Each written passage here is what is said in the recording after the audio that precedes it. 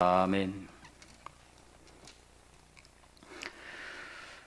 오늘은 웨스트민스터 신앙고백서 제21장 예배와 안식일에 대하여 두 번째 시간입니다.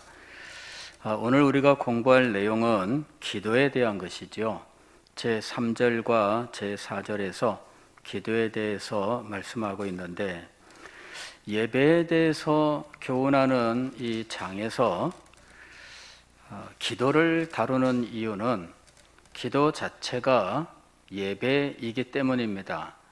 즉, 기도와 예배가 실상은 본질에 있어서 동일하다라고 하는 거예요.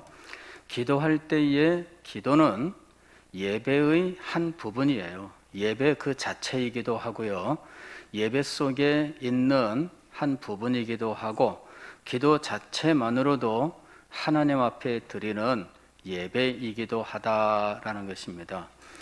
제가 과거에 칼빈의 기독교 강요에서 제3권 20장을 보면 기도에 대한 교훈이 나오는데, 그 부분을 읽으면서 상당히 크게 충격을 받았던 것은, 이분이 기도에 대해서 정의를 내릴 때 기도는 하나님을 경외하는 것이다, 이렇게 정의를 내린 거예요.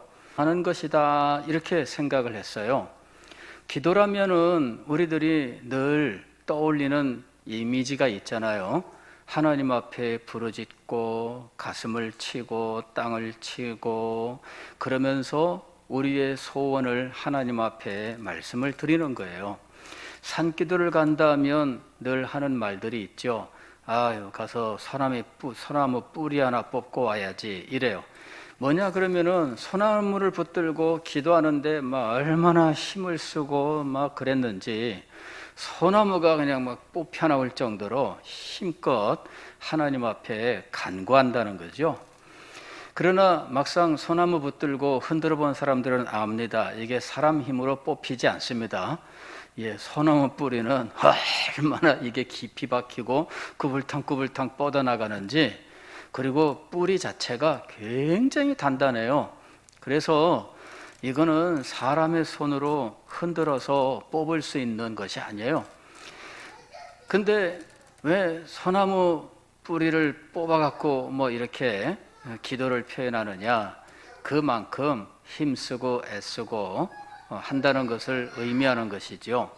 자, 우리는 기도하면은 보통 하나님 앞에 부르짖고 하나님 앞에 열심으로 소원을 아뢰고, 그리고 그 소원이 응답되어야 된다라고 하는 생각을 갖고 있는 거예요.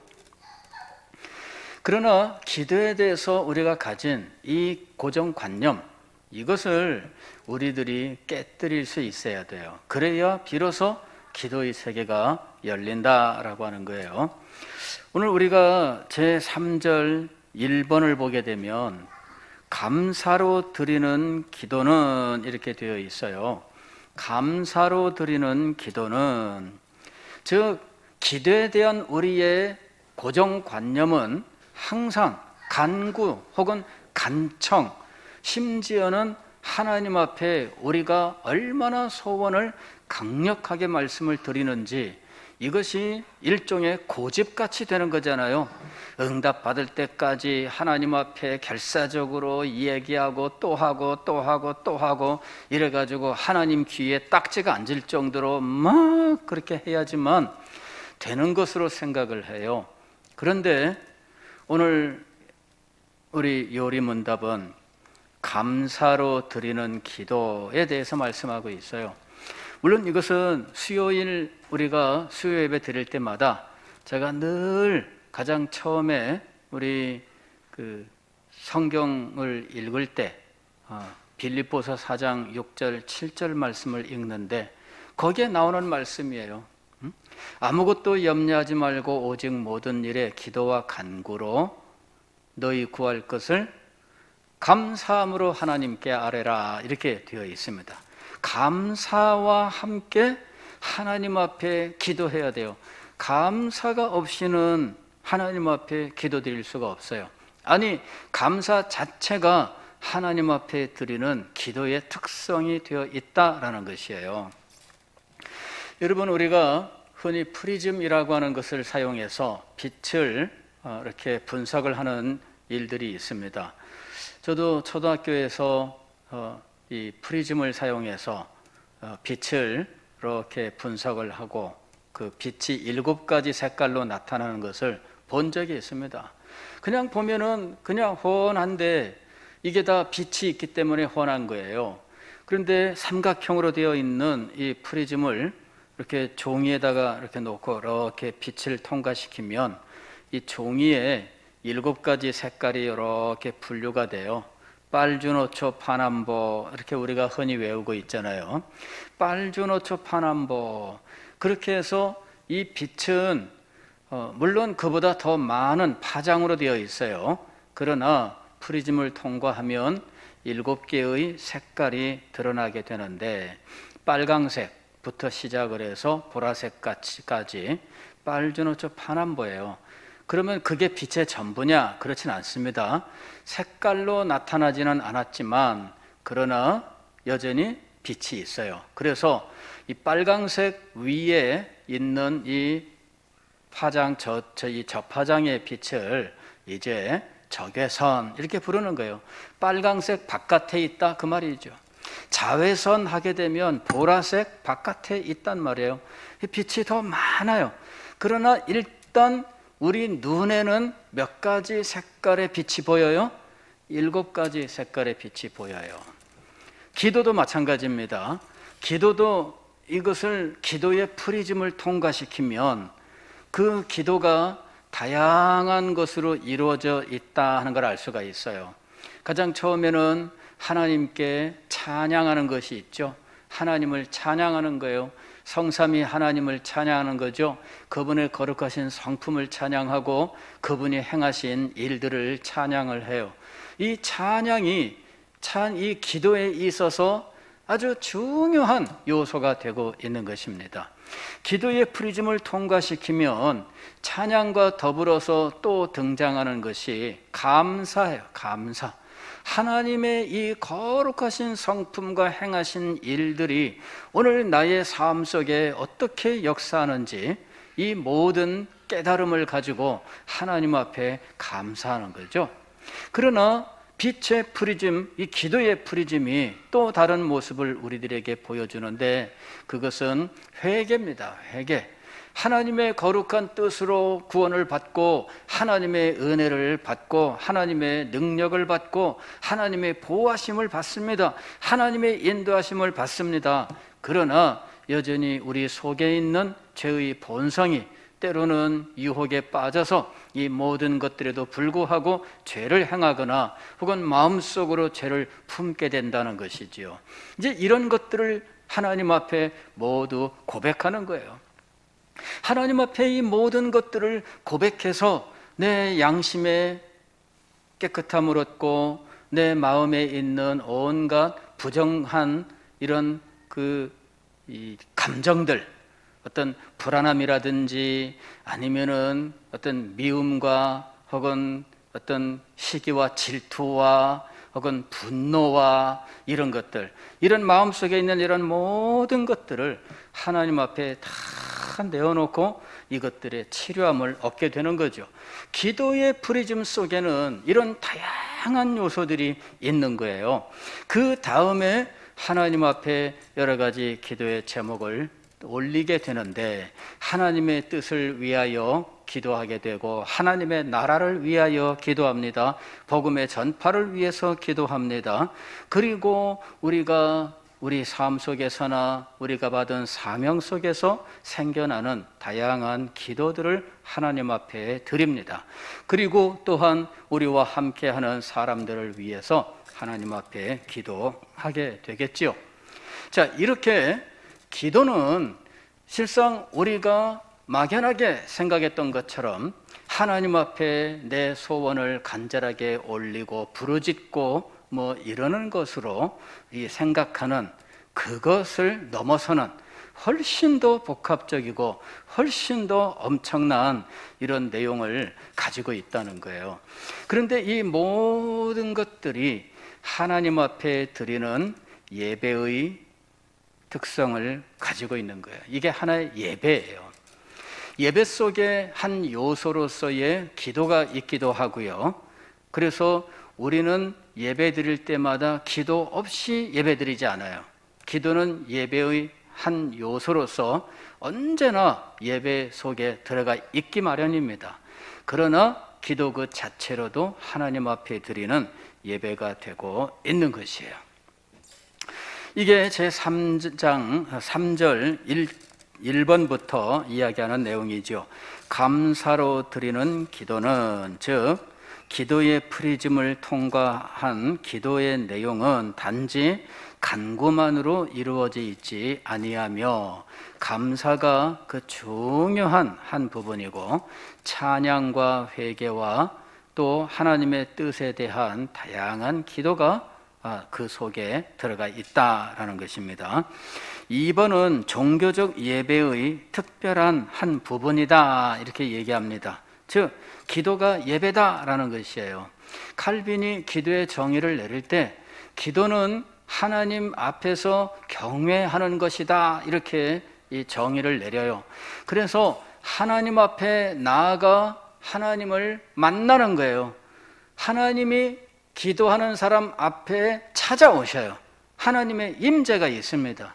그래서 하나님의 임재 앞에서 경외심을 가지고 있어야 된다는 거예요.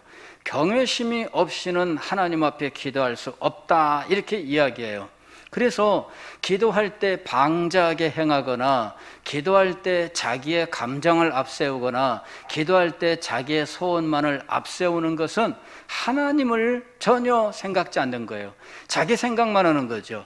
자기의 소원, 자기의 다급함, 자기의 감정, 이것만을 앞세워서 하나님 앞에 나와서 무조건 하나님 앞에 그냥 자기의 감정만 풀어놓는 이런 일들이 있어요. 그렇게 되면 안 된다는 거죠.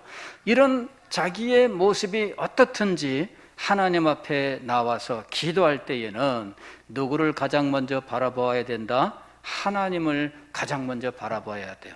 그리고 하나님의 영광을 대면할 수 있어야 돼요. 하나님이 이 자리에 오시지도 않았는데 혼자서 울고 불고 난리치고선 쑥 떠나가 버려요. 그러면 안 됩니다. 하나님이 오셨느냐 이거죠. 하나님이 내 앞에 오시기를 소망해야 돼요. 하나님께서 내 앞에 오셔야, 그래야 비로소 기도가 시작될 수 있는 거 아니에요? 하나님이 이곳에 계셔야, 그래야 내가 하나님 앞에 무엇인들 말씀드리는 것이 아니에요? 그런데 하나님이 이 앞에 오셨다면 하나님께 드려야 되는 예의가 있잖아요. 정상적으로 우리 인간관계도 그렇지 않습니까? 저한테 와서 뭔가 말씀하실 때에 성도 여러분들이 그 본론을 이야기하기 전에 여러 가지 이렇게 말씀드리는 것들이 있을 거 아닙니까? 회사에 가서 가령 이 상사에게 가서 뭔가를 이야기할 때에도 뭔가 그 만났을 때에 이런저런 뭔가 있을 거 아니에요. 그런 것들이 기도에도 있어야 된다는 거죠. 하나님 앞에 먼저 자세를 갖추고, 그리고 하나님 앞에서 먼저 말씀드려야 될 내용들이 있다는 것이죠. 그렇게 하고 난 다음에야 비로소 이야기를 하는 거예요. 그러니까 이 기도에 대해서 우리가 이 부분을 생각을 해야 돼요. 기도는 예배다. 기도는 예배다. 이거를 우리가 기억을 해야 된다 하는 겁니다. 예배라면 당연히 하나님의 임재가 있고요. 하나님의 임재 속에서 우리는 비로소 예배가 시작되고 비로소 하나님 앞에 기도할 수 있게 된다라는 것입니다. 하나님의 임재가 있다면 당연히 그 임재의 영광 앞에 무릎을 꿇고 우리가 진정으로 하나님의 종이라고 하는 사실을 고백하면서 하나님 앞에 기도를 드려야 된다라는 것이에요. 여기 8절 이하에 보게 되면 이제 기도의 어떤 방식으로 기도할 것이냐라는 내용이 나오는데, 지금 제가 말씀을 드린 기도는 예배다라고 하는 요 대원칙, 이것에 근거해서 기도가 이러이러한 특성을 가지고 있다라고 말씀하고 있는 거예요. 기도는 예배다라고 하는 이 사실을 우리는 먼저 기억을 해야 돼요. 3번은 뭐라고 이야기하느냐면 하나님께서 모든 사람에게 기도를 요구하신다 이렇게 얘기해요. 모든 사람에게 기도를 요구하신다. 왜 기도를 요구하실까요? 신학자들은 이런 논쟁들을 했어요. 하나님께서 우리의 필요한 모든 것을 아시기 때문에 하나님은 우리가 구하기도 전에 이런 모든 것들을 미리 다 주신다. 믿습니까? 아무도 아멘이 없어요. 왜 아멘을 안 하셔요? 하나님은 우리가 필요로 하는 모든 것을 아시기 때문에 우리가 기도하기 전에 이 모든 것들을 아시고 주시는 줄 믿습니다.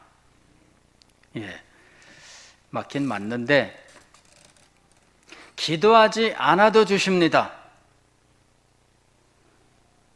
아니, 기도하지 않아도 주시잖아요. 뭐 숨 쉬는 거, 뭐 날마다 숨 쉬는 거 위해서 기도하는 분 있어요?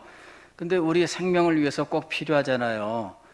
그런데 이거 위해서 우리가 날마다 그렇게 간절하게 기도 안 하잖아요. 실제로 우리는 물 같은 것도 그렇게 심각하게 기도해 본 적이 없어요. 가뭄이 들어가지고 주여 비를 내려주셔서 뭐 그런 기도 아니라면. 근데 어떤 선교사분이 선교를 나가서 가보니까 세상에 마실 물이 없더래요. 마실 물이. 그래가지고 그때부터는 물을 위해서 기도했다 이렇게 이야기하더라고요. 정말 물이 없어요. 그냥 탁한 물, 지저분한 물 이런 건 있어요. 근데 그 사람들이 그런 물을 먹고 사는데 전염병이 돌고 막 그러잖아요. 예, 그래서 정말 그 생활 환경이 비위생적이고 막 이런 이 선교지가 있단 말입니다. 거기 가서 물 한 모금을 마셔도 하나님 앞에 감사하지 않고는 마실 수 없었다. 뭐 이렇게 고백을 해요. 정말 그런 상황이 있지요. 그러나 우리는 하나님 앞에 기도하지 않아도 그냥 저절로 우리들에게 주어지는 것들이 있어요.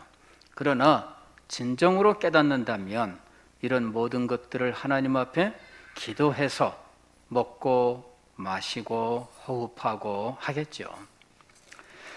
이 부분이 우리들에게 있어야 돼요. 이 부분이 8번을 보게 되면 이렇게 돼 있어요. 이해와 그랬어요. 기도할 때 이해와 이해력이 있어야 돼요. 하나님의 영광에 대해서, 하나님께서 우리들을 위해서 하시는 일과 그 원칙들에 대해서, 또 하나님의 뜻에 대해서, 내가 지금 무엇을 기도할 텐데 이것이 하나님의 뜻에 합당한지 합당하지 않는지, 하나님의 거룩한 뜻의 어느 위치에 있는지, 이런 모든 것들에 대한 깨달음이 있어서 하나님 앞에 기도하는 것과 그냥 아무것도 모른 채 그냥 천지분간하지 못한 채 그냥 감정만 가지고 울고불고 하는 것과 전혀 다르다 하는 거예요. 기도에는 무엇이 있어야 된다? 이해가 있어야 된다. 하나님에 대한 이해가 있어야 돼요. 하나님의 성품과 하나님의 구원과 하나님의 일하시는 원칙과 하나님의 거룩한 뜻, 이런 것들에 대한 이해가 있어야 돼요. 그리고 그것이 오늘 나와 어떤 관계가 있는지 이해를 가지고 있어야 돼요. 즉 알고 기도하라는 이야기죠. 알지 못한 채 그냥 감정만 앞세우고 다급한 심정만 앞세운다면 하나님 앞에 참된 기도를 드릴 수가 없다라는 거예요. 근데 모든 사람은 사실 기도를 요구받고 있어요. 하나님이 우리에게 다 이미 주셨음에도 불구하고 기도하라고 하셨어요. 이유는 무엇일까요? 우리 삶에 필요한 모든 것들이 하나님께로부터 온다는 사실을 인정하게 하기 위해서입니다. 그게 참 믿음이 되는 거예요. 내 삶에 필요한 모든 것들이 누구에게서부터 온다? 하나님에게서부터 온다. 무엇을 통하여 내가 그것을 진정으로 마음속에 담고 고백하는 일이 될까요? 기도를 통해서 하나님 앞에 이 모든 것들을 말씀을 드리고 하나님께서 기도 응답으로 우리에게 이것을 주셨다는 사실을 깨닫고 이것을 누리는 거죠. 물을 마실 때 기도 응답으로 마시고 숨을 쉴 때 기도 응답으로 숨을 쉬는 거예요. 내가 이 세상에 존재하는 모든 것이 기도 응답으로 이루어져 있다는 사실을 알게 될 때 우리는 내 삶의 가장 작은 부분에까지 하나님이 세심하게 살피시고 역사하신다는 사실을 깊이 깨닫고 하나님 앞에 감사함으로 하나님 앞에 기도드릴 수 있게 되는 거죠. 그러나 이렇게 기도하지 아니하고 그냥 살던 사람들은 하나님께서 은혜를 베푸셔도 그것이 하나님께로부터 온 것인 줄 알지 못합니다. 이 사람들은 항상 이런 말을 하게 돼 있어요. 재수가 좋네. 기도 응답으로 살지 못하는 않는 사람들은 재수가 좋아서 사는 걸로 생각을 해요. 운이 좋아서, 아이고 운이 좋아서 이렇게 얘기를 하죠. 예. 아니면은 관상이 좋아서 그죠? 운명이 그렇게 되어 있는 거예요. 하나님 앞에 감사할 줄을 몰라요. 그것이 하나님이 나를 돌보시고 내게 역사하셨다는 사실인 줄을 알지를 못해요. 기도하지 않으면 하나님의 역사에 대한 깨달음이 없습니다. 그래서 하나님 앞에 진정으로 감사하고 진정으로 경배할 줄 몰라요. 하나님은 인간을 기도하는 인간으로 창조하셨어요. 그래서 인간은 본능적으로 기도합니다. 세계 어디에 가나 어떤 종교에서든지 기도가 있어요. 무신론자들은 기도하지 않는 것 같지만 무신론자들도 기도합니다. 그리고 그들의 기도는 그냥 자기의 소원을 그냥 누군지는 모르지만은 그냥 뭐 안 들으려면 말고 없으면 말고 그러나 일단 소원은 말한다. 그런 상황이 있어요. 어떤 사람들은 잘못된 대상을 찾아가서 기도하지요. 그리고 그들의 그 기도의 열정은 오늘날 우리들이 따라가기 힘든 그런 사람들도 많이 있어요. 뭐 전국적으로 산이란 산에는 기도하는 사람들이 굉장히 많이 몰립니다. 산에는 절이 있고 기도처소가 있고 거기에 가서 기도하는 사람들이 전국적으로 얼마나 많은지 몰라요. 가끔씩 보면 고속도로에 이 관광버스들이 가는데 관광버스 앞에 보면은 이렇게 절 이름이 쓰여 있고 막 그래요. 그 뭐하러 가는 사람들이냐? 기도하러 가는 사람들입니다. 예.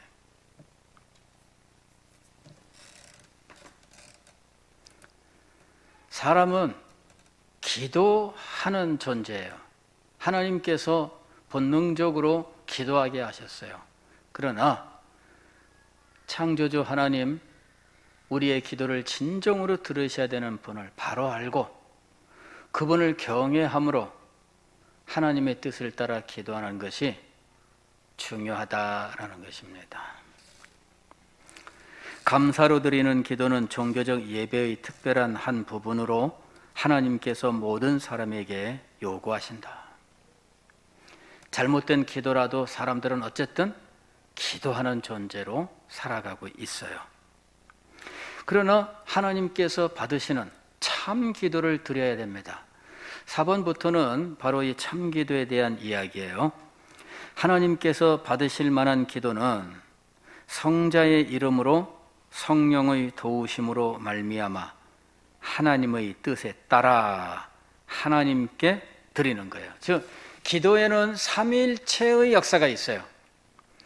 성자의 이름으로 성령의 도우심으로 성부 하나님께라고 하는 거죠. 예. 기도에는 우리는 항상 기도 끝에 예수님의 이름으로 기도합니다. 이걸 꼭 붙이고 있잖아요. 예. 예수님의 이름으로 기도를 하는 거예요. 오늘 우리가 읽은 요한복음 16장 24절도 보면은 지금까지는 너희가 내 이름으로 아무것도 구하지 아니하였으나, 지금까지는 예수님의 이름으로 기도할 필요가 없었어요. 그냥 예수님께 말씀을 드리면 됐어요. 그러나 예수님께서 승천하십니다. 그러면 하나님 앞에 기도할 때 누구의 이름으로 기도하라? 예수님의 이름으로 기도하라. 그리고 기도 끝에 우리는 항상 예수님의 이름으로 기도합니다 라는 말을 붙여요. 이걸 안 붙이면 어떻게 될까요?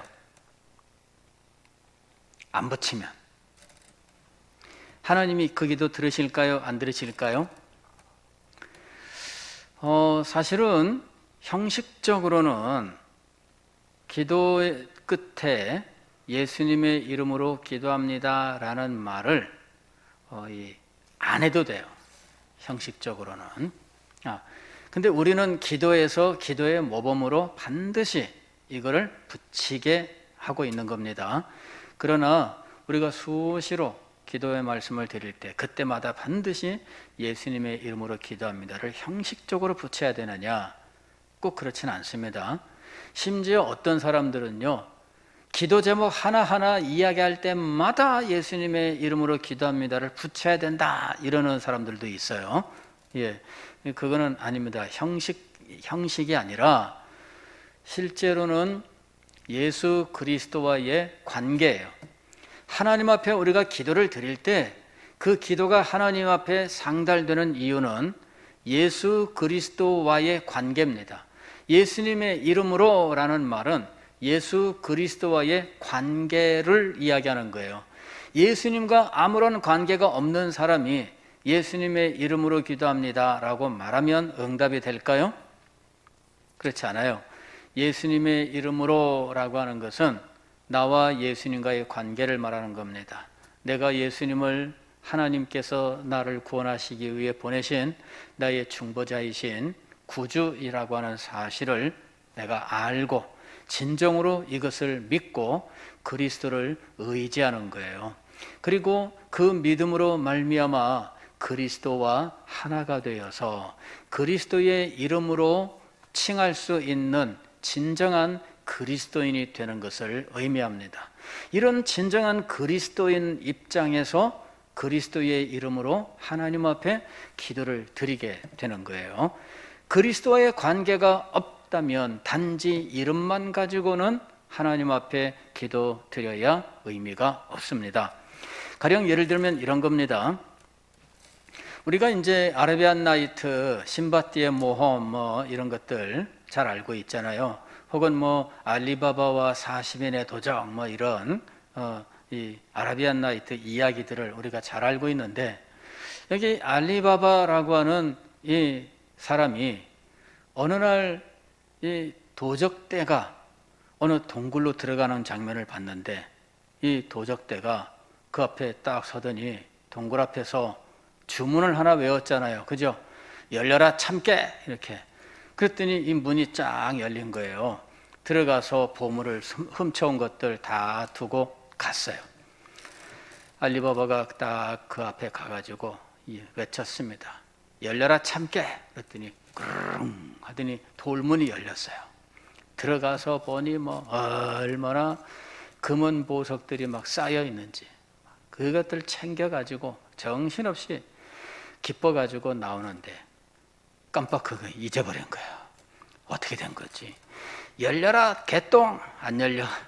열려라 아무리 해도 안 열리는 거죠. 야, 큰일 났다 이거 어떡하냐. 문이 안 열렸으니 도적대가 오면은 내 어떻게 되냐. 겨우 참깨 그 기억해 내가지고 나오긴 나왔는데, 자 이게 그 금은 보석들을 모아놓고 동굴을 지금 관리하는 존재가 있습니다. 그게 누구예요? 도적대죠.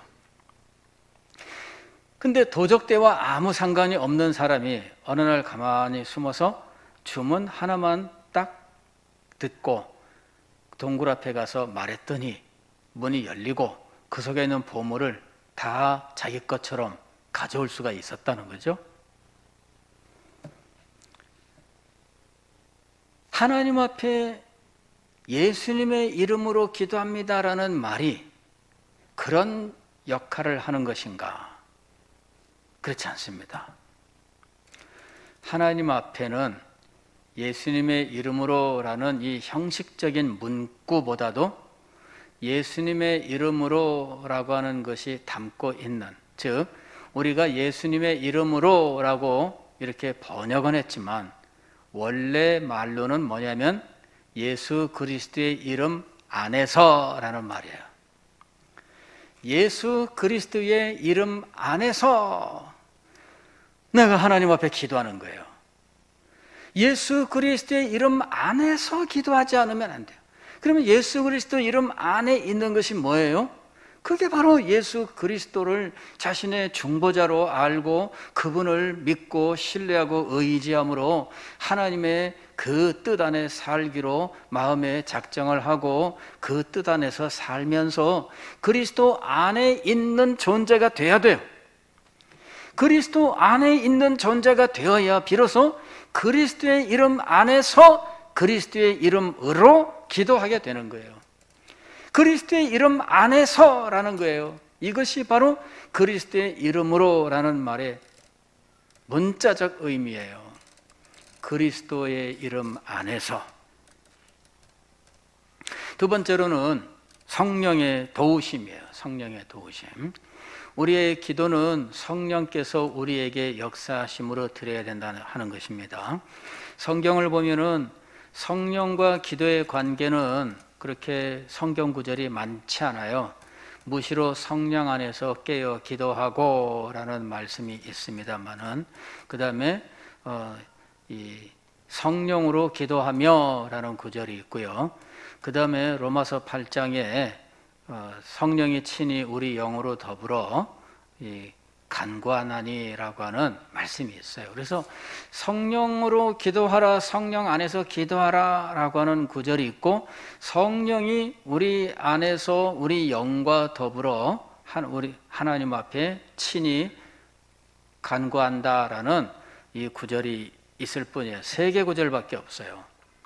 그러나 3개 구절밖에 없다고 해서 성령과 기도의 관계를 소홀하게 생각할 수는 없어요. 왜냐하면 그것 자체가 그리스도인의 생명과 바로 연결되어 있기 때문이에요. 그리스도인은 어떤 존재냐? 그리스도인은 성령께서 역사하셔서 예수 그리스도를 자신의 구주로 깨닫게 된 거예요. 그리고 성령께서 그의 영혼에 생명의 씨앗을 심으셨기 때문에 그에게 근본적인 변혁이 일어난 거예요. 죄를 향해 달려가던 그 삶이 죄를 버리고 하나님께로 돌아올 수 있게 된 것은 바로 성령께서 그에게 변화의 역사를 주셨기 때문입니다. 그리고 성령께서 우리 속에 들어와 거주하셔요. 성령이 우리 속에 거주하심으로 우리는 성령께서 우리를 이끌어 가시는 삶을 살게 돼요.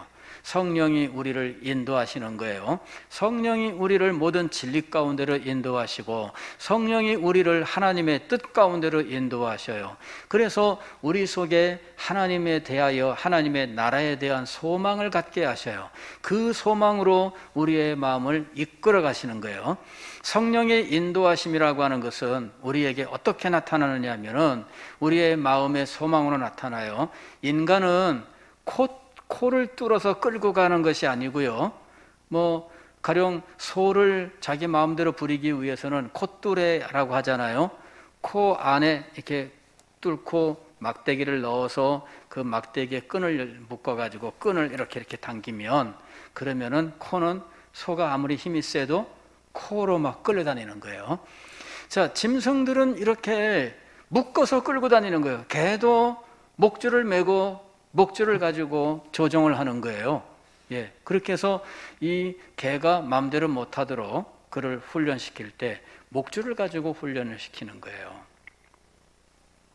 말을 제어할 때는 말에다가 입에다가 재갈을 물리고 재갈에다가 끈을 묶어서 이랴 할 때 여러분 그게 다 그렇게 말을 자기 뜻대로 부리는 거예요. 근데 사람은 어떻게 부리느냐? 사람은 마음의 감동을 줘서 부리는 거예요. 마음에 깨달음이 있고 마음속에 감동이 있어서 자발적으로 하게 만들어야 되는 거예요. 성령께서 우리 속에서 그 역사를 하십니다. 그래서 성령께서 진리의 말씀을 깨닫게 하시고 그 말씀을 통하여 하나님을 더 깊이 깨달아 알고 하나님의 뜻을 알고 그런 것들에 마음이 감동을 하고 그것을 기뻐하고 즐거워하는 마음을 주셔요. 그래서 깨달은 하나님의 계명을 순종하면서 성령의 인도하심을 따라가는 삶을 살아가요. 이것이 바로 성령 충만한 삶입니다. 성령의 인도하심을 따라갑니다. 우리의 마음을 성령께서 감동시켜서 끌고 가시는 거죠.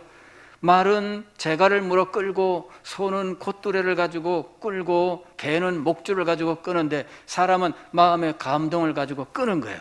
성령은 우리의 마음을 감동시키셔요. 그래서 기도할 때에 성령이 우리 속에서 역사하시고 그 성령의 역사와 함께 하나님 앞에 기도하는 거예요. 우리가 연약하여 어떻게 기도할 바를 알지 못할 때 성령은 우리 속에 계시면서 우리의 영을 감동시키셔요. 우리 영에게 힘을 주셔요. 그리고 우리 영과 더불어 하나님 앞에 기도하셔요. 더불어 기도하셔요. 더불어 기도하셔요. 또한 친히 기도하셔요. 이렇게 해서 우리가 드리는 기도가 하나님 앞에 상달되고 성령께서 드리는 기도가 하나님 앞에 상달되고 응답받음으로 모든 것이 합력하여 선을 이루게 되는 겁니다. 모든 것이 합력하여 선을 이루게 되는 이유는 성령께서 우리 속에서 친히 하나님 앞에 기도하시는데 하나님의 뜻을 따라 기도하기 때문에 모든 것이 합력하여 선을 이루는 거예요. 이는 성령의 기도 때문에 일어나는 일입니다. 모든 것이 합력하여 선을 이루는 것은 자연법칙이 아니에요. 이 성령의 기도 때문이에요. 우리가 기도하지 못할 때에도 누가 기도하신다고요? 성령께서 기도하셔요. 그렇게 해서 모든 것이 합력하여 선을 이루게 만드셔요. 누구에게? 하나님의 사랑하는 자녀를 위하여. 이 성령의 역사예요. 그래서 우리는 성령이 우리 속에 들어와 계시고 우리를 말씀으로 조명하시고 우리를 감동시켜서 이끌어 가시고 연약한 자는 힘을 주시고 때로는 성령께서 친히 감동하시는 이 살아계신 성령의 이 생생한 역사 속에서 하나님 앞에 기도해야 된다라는 것입니다. 이게 6번입니다. 7번은 하나님의 뜻에 따라요. 하나님의 뜻에 따라 기도할 때에 하나님의 뜻에 따라 기도하라 하는 것입니다. 요한일서 5장 14절 말씀을 보면 그를 향하여 우리의 가진 바 담대함이 이것이니 그의 뜻대로 무엇을 구하면 들으심이라. 그의 뜻대로 무엇을 구하면 들으심이라. 기도에 대한 책들을 보게 되면 제1장에서는 기도는 반드시 응답된다 이렇게 얘기를 해요. 제2장에서는 그러나 하나님의 뜻대로 구해야 응답된다 이렇게 돼 있어요. 근데 사실은 그렇게 법칙으로 간단하게 말할 수 있는 건 아니에요. 우리가 기도할 때에 하나님의 뜻을 따라 기도하라는 말은 우리가 하나님의 백성이요 하나님의 자녀로서 하나님의 나라의 이 사명을 가지고 있기 때문에 하나님의 뜻에 따라라고 말을 하는 거예요. 또 하나님은 우리의 삶을 향한 거룩한 뜻을 가지고 계셔요. 그래서 우리의 삶을 향한 하나님의 뜻을 알고 하나님 앞에 기도하라는 것이죠. 우리 교회를 위해서 기도할 때도 마찬가지예요. 단지 우리 기도가 잘 되기를 원합니다. 그러면 그거는 잘못된 기도예요. 그건 아직 제대로 된 기도가 아니에요. 하나님의 뜻이 우리 교회를 향하신 하나님의 뜻이 무엇인지를 알고 그 뜻을 따라서 하나님 앞에 간구하라는 이야기죠. 우리 교회를 위한 하나님의 뜻에 대하여 묻지도 않고 알지도 못하면서 단지 내가 몸담은 교회이기 때문에 인간적 차원의 감정 때문에 이것을 위해서 기도한다면 이는 정당한 기도가 아니에요. 하나님의 뜻을 알아야 돼요. 우리 교회를 향하신 하나님의 뜻을 알아야 돼요. 그리고 그것을 구해야 돼요. 우리 가정을 위해 기도하는 것도 마찬가지입니다. 단지 혈육이요 이런 것 때문에 그냥 단순히 위에서 기도가 아니라 하나님의 뜻을 구하라 하는 것이죠. 하나님의 뜻을 구하라. 하나님의 뜻이 아니어도 응답될까? 사실 제가 여러 차례 이 부분에 대해서는 여러분들에게 말씀을 드렸습니다. 하나님의 뜻이 아니어도 고집하면 응답됩니다. 제가 그 문제를 놓고 참 답을 얻기 위해서 아주 고민을 많이 했는데 누구도 이 부분에 대해서 답을 해주질 않아요. 칼빈의 기도론 읽으면서 칼빈이 그 부분에 대해서 이야기를 하고 있어요. 유일하게 고집하면 고집대로 응답된다. 문제는 그의 영혼이 망하게 되는 거예요. 그의 영혼이 망하게 돼요. 즉 기도를 해서 자기 고집은 만족시켰을지 모르나 그의 영혼은 심각하게 문제가 되는 거죠.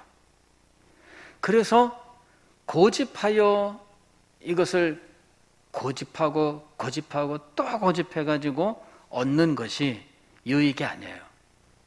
하나님의 뜻을 따라 구하고 그 뜻에 자기 자신을 맡기는 것이 진정으로 그의 영혼을 위해서나 그의 삶을 위해서 아주 유익한 것이다 하는 것입니다.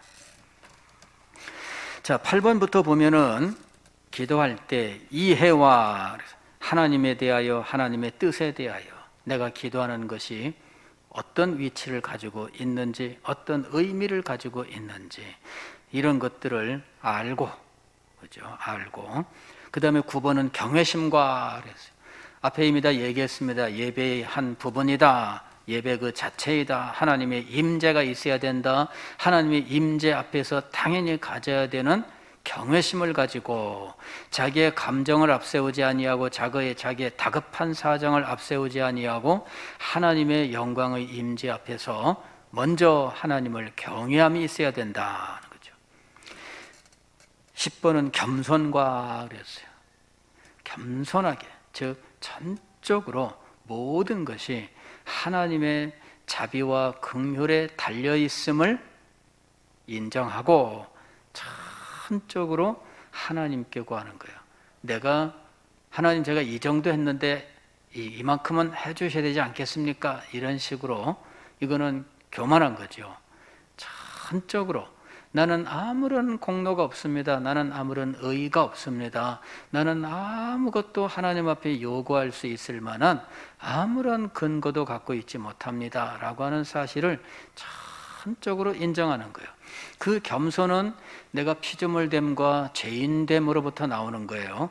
내가 하나님 앞에 피조물이라고 하는 것과 하나님의 그 사랑과 은혜를 입었음에도 죄를 짓는 죄인이라고 하는 사실과 이런 모든 것들 속에서 하나님 앞에 전적으로 주님의 자비와 긍휼만을 의지하는 겸손함이 있어야 된다는 거예요. 그 다음에 열정과 그랬습니다. 열정, 이거는 불붙는, 이 불타는 이와 같은 열정 속에서 또 믿음과 사랑과 14번은 인내로서 인내라고 하는 건 왜 필요하냐면은 항상 기도하고 낭망치 말아야 하기 때문이에요.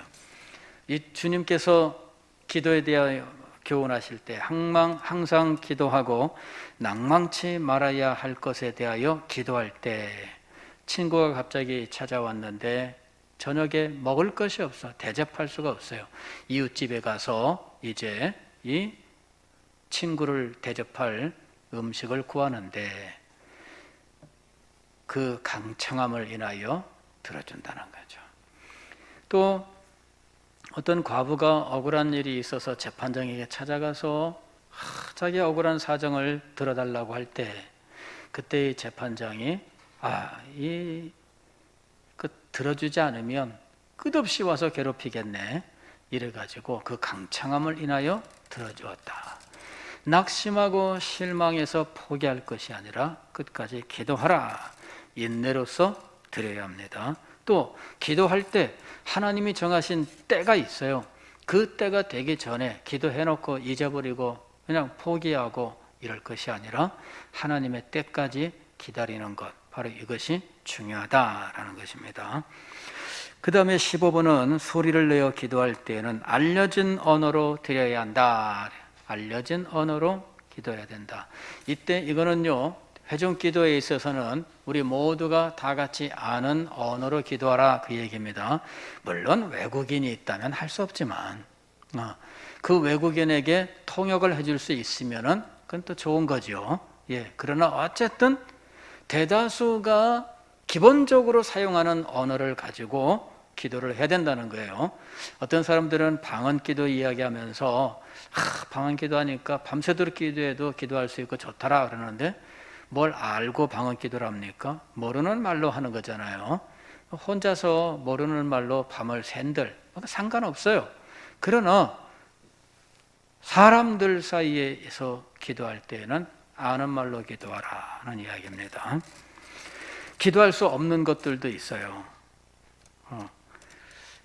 1번, 2번, 4절 1번, 2번 기도는 합법적인 것을 위해서 기도한다. 불법을 위해 기도하면 안 돼요. 예, 그건 뭐 당연한 거죠. 그 다음에 살아있는 모든 사람을 위해서는 기도할 수 있어요. 또 앞으로 살아갈 사람들, 즉 앞으로 태어날 사람들을 위해서는 기도할 수 있어요. 그러나 4번은 죽은 사람을 위해서는 기도할 수 없다. 예, 죽은 사람을 위해서는 기도할 수 없어요. 왜냐하면 하나님의 계시된 이 모든 것들은 누구를 위한 것이냐면 살아있는 자를 위한 거예요. 살아있을 때 듣지 않은 자는 죽은 다음에는 더 이상 우리가 참견할 것이 없어요. 근데 죽은 자를 위해 기도하지 않는다, 이 말은 로마 가톨릭이 잘못 행하고 있는 것에 대한 이야기입니다. 로마 가톨릭은 지금도 죽은 자를 위해서 기도해요. 또 우리가 흔히 문상할 때 하는 말, 명복을 빕니다 라고 이야기하는데, 이 명복이라고 하는 것이 죽은 이후의 세계를 위한 기도예요. 그래서 우리는 명복을 빕니다 라는 말을 사용하지 않습니다. 그냥 죽은 사람을 우리가 위해서는 그 어떤 것도 행하지 않습니다. 그 다음에 마지막 5번째는 뭐라고 되어 있냐면, 사망에 이르는 죄를 지었다고 알려진 사람들을 위해 기도해서는 안 된다. 사망에 이르는 죄는 뭐예요? 성령 회방죄 혹은 거역죄 뭐 이런 것들이죠. 예, 이런 것들을 범한 사람들을 위해서는 기도할 수 없다. 왜냐하면 성령 회방죄는 사함을 얻지 못하는데 그것을 위해서 기도할 필요가 없는 거죠. 예, 기도에는 한계가 있습니다. 합법적인 것들을 위해서 기도하고 살아있는 것들을 위해서 기도합니다. 그러나 하나님의 영광을 모독하고 성령을 회방하고 거역하고 하는 이런 것들을 위해서는 기도할 수 없습니다. 기도는 예배다라고 하는 것을 기억해야 돼요. 그래서 이 신앙 고백서는 예배에 대한 교훈 속에 기도를 말씀하고 있는 것입니다. 기도하겠습니다.